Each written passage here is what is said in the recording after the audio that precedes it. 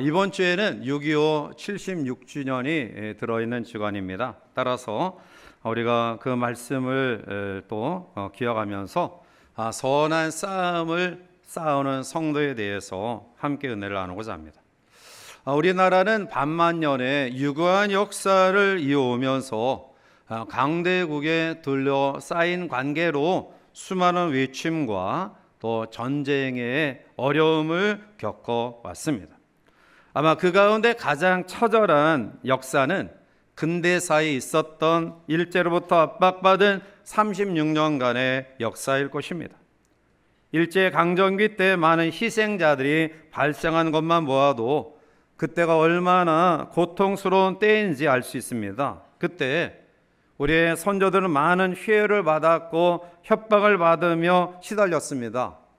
그 회유에 넘어간 사람도 있고요, 아예 앞잡이 생활한 사람도 있고요, 그리고 고문으로 희생한 사람도 있습니다. 그런가 하면 그 고난을 끝까지 극복하고 지조를 지킨 사람들도 있었습니다.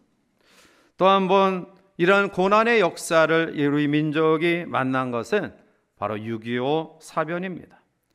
6.25로 인해 520만 명의 사상자가 났고요, 100만 명이 넘는 이산 가족이 발생되었습니다. 그리고 그 6.25의 참상의 아픔은 여전히 분단, 이산의 아픔으로 치유되지 아니하는 상처로 우리에게 남아 있습니다. 올해는 6.25 전쟁이 발발한 지 76주년이 되는 해입니다. 그래서 별로 달가운 주제는 아니지만 이 싸움에 대해서 한번 생각해 보고자 합니다.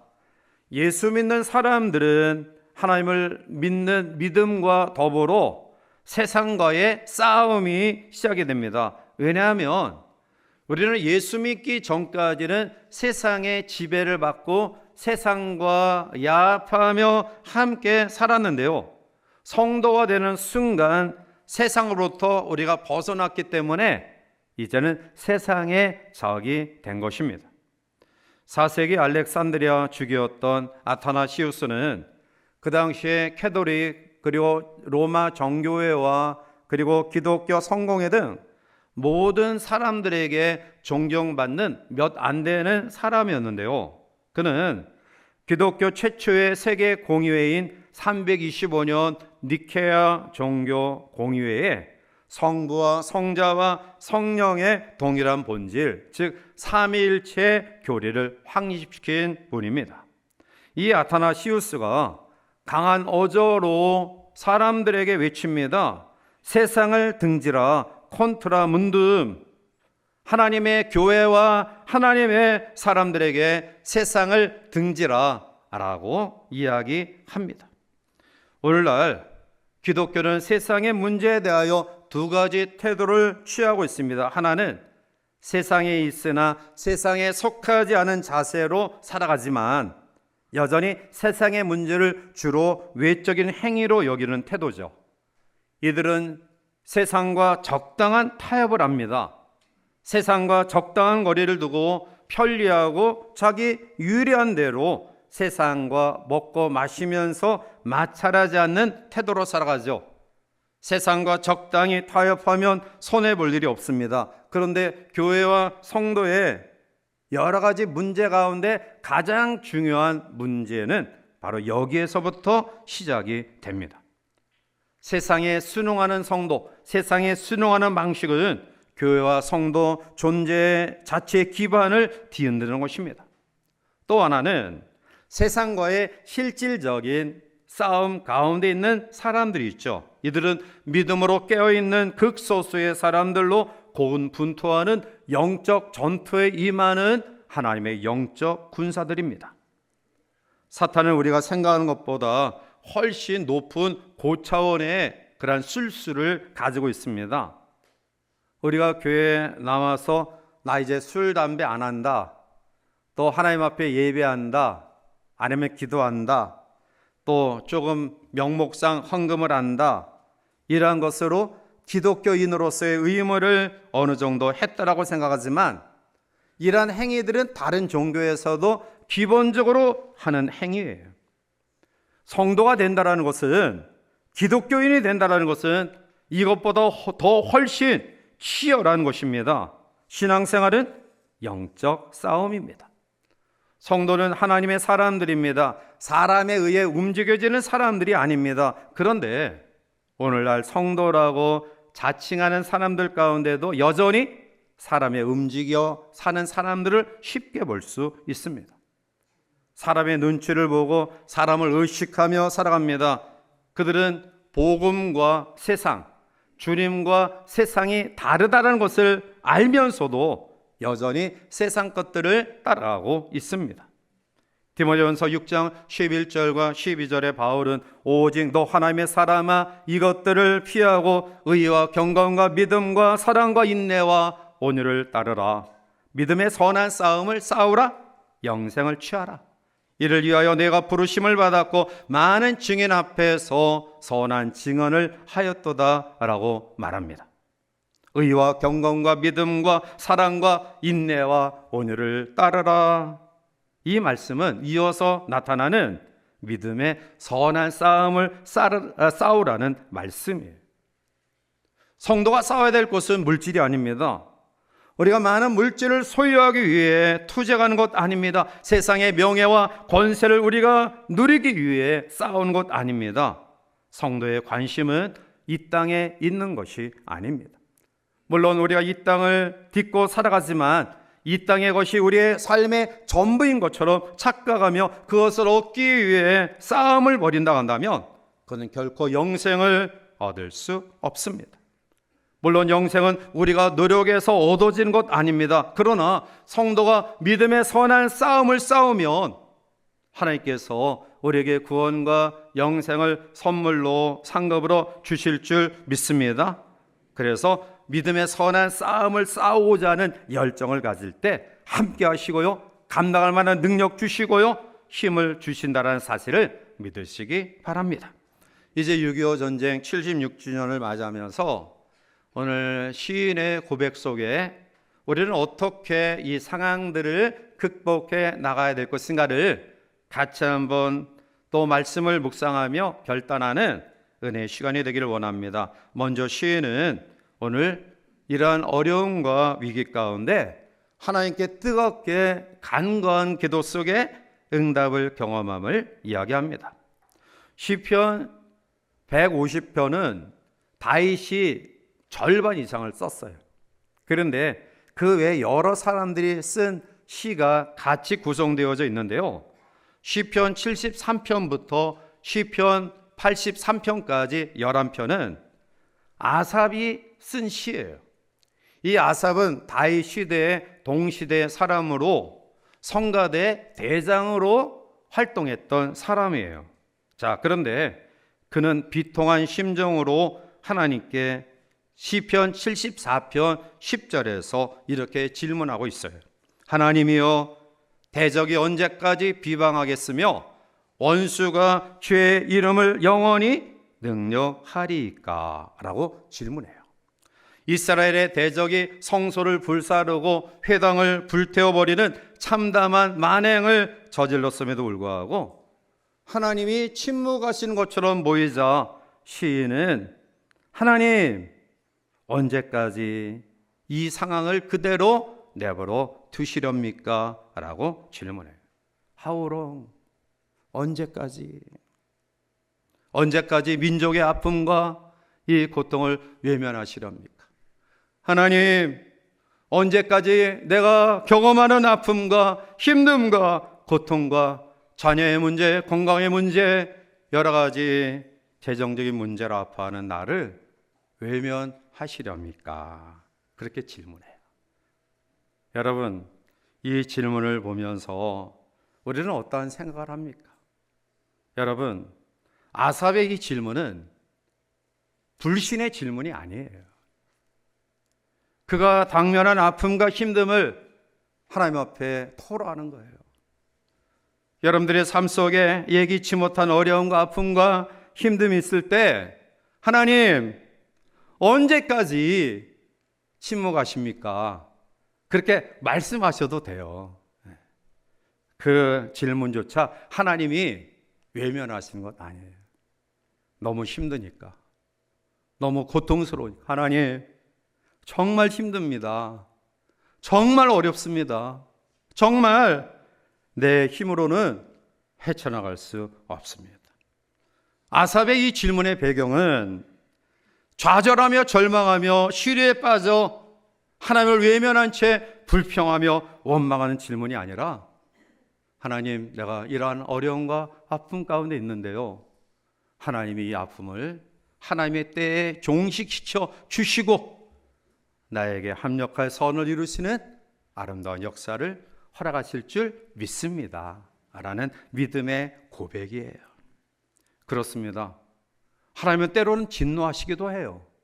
그러나 그 진노가 영원하지 않습니다. 시편 30편 5절에 그의 노염은 잠깐이요 그의 은총은 평생이로다. 저녁에는 울음이 깃들일지라도 아침에는 기쁨이 오리로다. 할렐루야. 하나님의 진노는 오래되지 않아요. 사람도 그렇지 않습니까? 가끔가다 혈기가 나올 때가 있어요. 분한 마음이 들 때가 있습니다. 그래서 혈기도 내고요, 분도 일으켜요. 그러나 사실 그것을 영원히 마음에 품고 있지는 않아요. 조금 지나면 그냥 다 잊어버려요.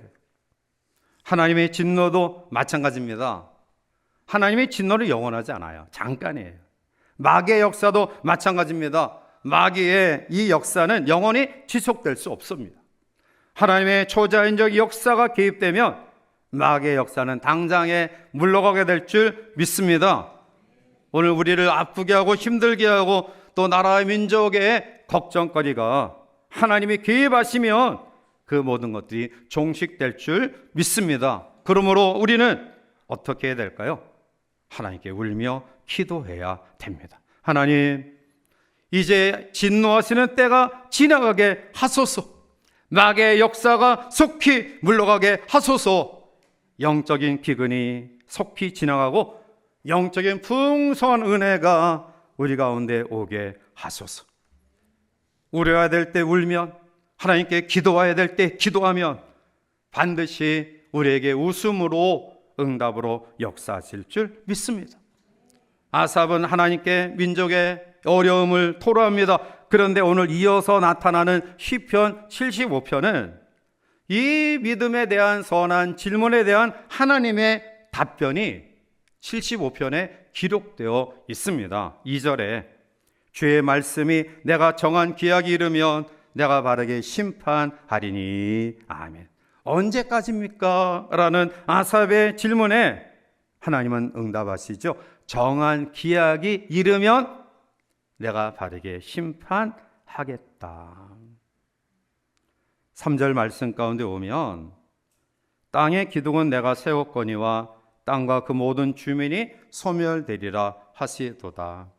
하나님의 심판의 결과로 결국은 모든 주민, 즉 하나님을 대적하는 자들이 소멸된다라는 내용이에요. 땅의 기둥은 내가 세웠다. 이 땅은 내가 창조했다. 따라서 창조하신 하나님이 이 세상을 주목하지 아니한 때가 없다라는 겁니다. 하나님은 이 세상에 불꽃 같은 눈으로 감찰하고 계십니다. 누구도 하나님의 낯을 피할 수 없습니다. 그러기에 하나님이 정한 때가 이르면 하나님이 심판하시겠다. 어떠한 자들을 심판하십니까? 오늘 4절과 5절에 보면 내가 오만한 자들에게 오만하게 행하지 말라 하며 악인들에게 뿔을 들지 말라 하였노니 너희 뿔을 높이 들지 말며 교만한 목으로 말하지 말지어다. 고대 이스라엘을 비롯한 중동 문화권에서는 소와 염소 등의 이 동물뿔은 힘과 권위를 상징하는 그런 곳이에요. 그런데 여기서 뿔 달린 동물이 머리를 쳐들고 힘을 과시하는 것처럼 악인들이 그렇게 행한다라는 것이에요. 오만한, 교만한 마음으로 그렇게 행한다라는 것입니다. 그런데 하나님은 그 교만한, 오만한 자들의 뿔과 목을 꺾겠다. 즉 그들을 심판하시겠다라고 말씀하고 있어요. 그러므로 오늘 우리는 우리의 주어진 삶의 연장 속에 아픔과 힘듦, 그리고 민족적인 이산의 아픔과 여전히 양극화되는 현상 속에 끊임없이 서민 경제가 추락하는 이 상황 속에 우리가 아픔을 경험하지만 하나님 앞에 울며 기도할 때 하나님은 반드시 정한 때가 이르러 하나님의 사랑을 받은 주의 백성들을 선하게 합력하여 선을 이루시는 역사로 허락하실 줄 믿습니다. 두 번째로 오늘 우리는 본문을 통해 하나님의 심판이 구체적으로 나타남을 이야기하죠. 하나님께서 만드신 이 세상은 결국 죄가 들어옴으로 파괴되기 시작했어요. 좀 더 정확히 말하면 아담과 하와의 죄로 말미암아 파라다이스, 하나님과 거닐며 논일며 천국을 경험한 에덴 동산에서의 추방을 당하며 인간은 끝없는 고통을 경험하게 되죠. 이 아담과 하와의 죄가 바로 교만한 마음이에요.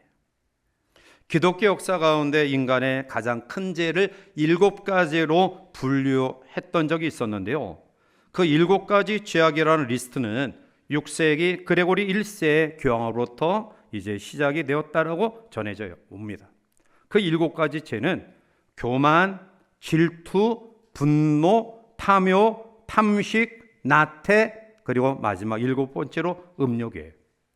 그래서 경건을 추구하는 사람들은 일주일 7일의 기간을 정해서 하루에 하나씩 7가지 죄를 하루에 하나씩 묵상하면서 성찰하면서 이 죄를 짓지 않으려고 무척이나 애를 썼습니다. 그런데 이 7가지 죄를 교리적으로 정착시킨 분이 토마스 아퀴나스인데요. 그는 이 가운데 이 교만, 첫 번째 이야기하는 교만을 모든 죄악의 어머니다라고 표현합니다. 모든 죄악의 어머니가 교만이다. 그러니까 나머지 죄들은 교만의 자식들이에요. 성 어거스틴은 교만은 인간이 빠지기에 가장 쉬운 것인 동시에 인간이 극복하기에 가장 어려운 것이 교만이다라고 지적해요. 사실 우리는 나도 모르게 교만에 빠질 때가 있고요.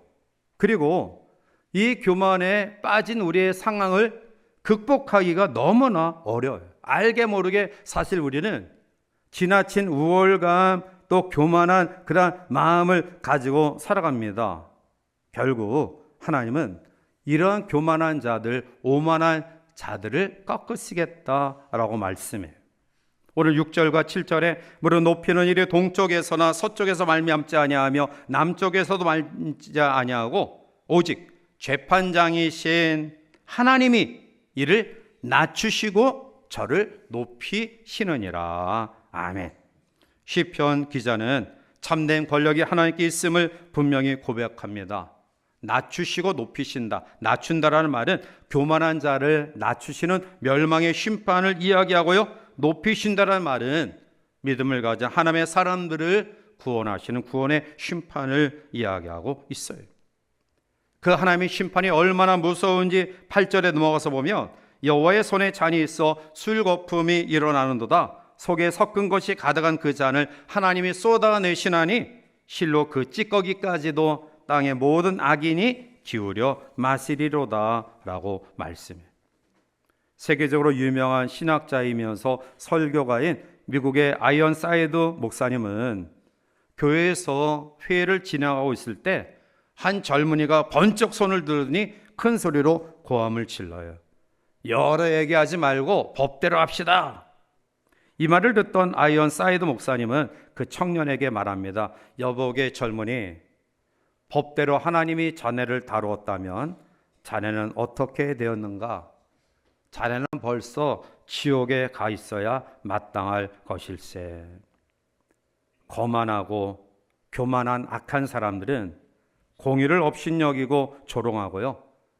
자기의 형편과 처지를 생각하지 아니하고 함부로 말하고 행하는 경우가 많아요. 그러나 하나님은 이러한 형태를 불꽃 같은 눈동자로 지켜보시고요. 그리고 회개하여 구원받기를 원하시는 그러한 사람들을 참고 인내하셔서 구원의 은혜로 높이시는 역사를 허락하십니다. 여러분들이 잘 아는 조각상 로댕의 생각하는 사람이라는 조각상이 있어요. 자, 제가 질문 한번 해볼까요? 자, 로댕에 생각하는 사람 조각상은 뭘 생각하고 있을까요? 뭘 생각하고 있을까요? 저는 그 조각상을 바라보면서 늘 이러한 마음을 가져요.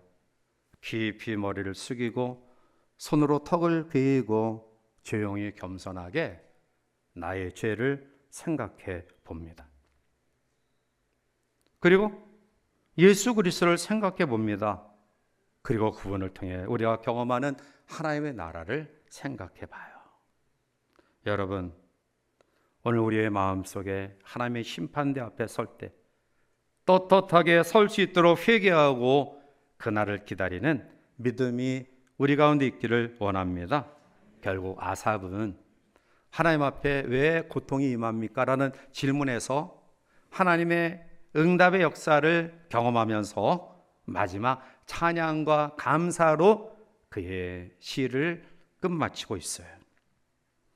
오늘 1절 말씀 가운데 보면 주의 이름이 가까움을 이야기하죠. 그것은 하나님의 임재, 그러니까 하나님의 심판이 멀지 않았음을 의미하고 있는데요.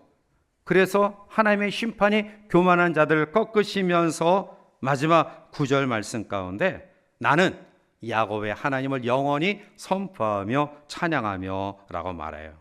이 찬양한다라는 원어의 의미는 찬양하리라 라는 의미예요. 그러니까 하나님께서 나의 삶에 이런 놀라운 응답의 역사를 내가 목도하면서 찬양한다 라는 거예요. 어쩌면 미래의 시제적인 그러한 모습일지 모르지만 오늘 아삽의 마음속에는 그것을 이미 경험한 것처럼 하나님께 고백하고 있어요. 그렇습니다. 하나님은 사랑하는 성도들의 아픔과 힘듦 속에 너무너무 힘이 들어서 하나님, 내 개인과 가정에 이 아픔을 언제까지 하나님 보고 계시렵니까?